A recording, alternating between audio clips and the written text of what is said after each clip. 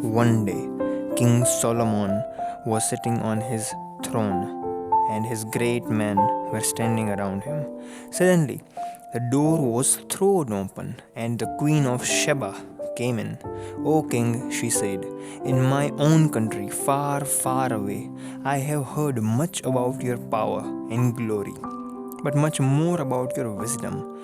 Men have told me that there is no riddle so cunning that you cannot solve it. Is this true? It is as you say, O queen, answered Solomon.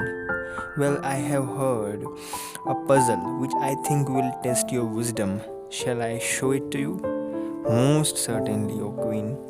Then she held up in each hand a beautiful wreath of flowers.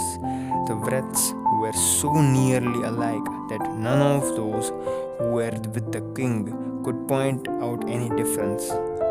One of these wreaths, said the queen, is made of flowers plucked from your garden. The other is made of artificial flowers, shaped and colored by a skillful artist. Now tell me, O king, which is the true and which is the false?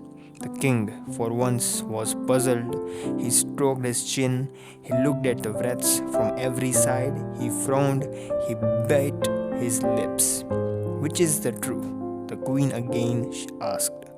Still the king did not answer. I have heard that you are the wisest man in the world, she said, and surely this simple thing ought not to puzzle you. The king moved uneasily on his golden throne. His offers and great men shook their heads. Some would have smiled if they had dared. Look at the flowers carefully, said the queen, and let us have your answer. Then the king remembered something. He remembered that close by his window there was a climbing vine filled with beautiful sweet flowers. He remembered that he had seen many bees flying among these flowers and gathering honey from them. So he said, open the window. It was opened. The queen was standing quite near to it, with two wreaths still in her hands. All eyes were turned to see why the king had said, open the window. The next moment, two bees flew eagerly in, then came another and another. All flew to the flowers in the queen's right hand. Not one of the bees so much as looked at those in her left hand.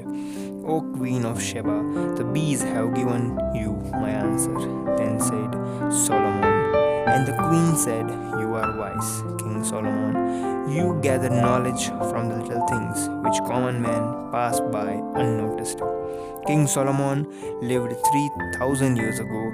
He built a great temple in Jerusalem and was famous for his wisdom.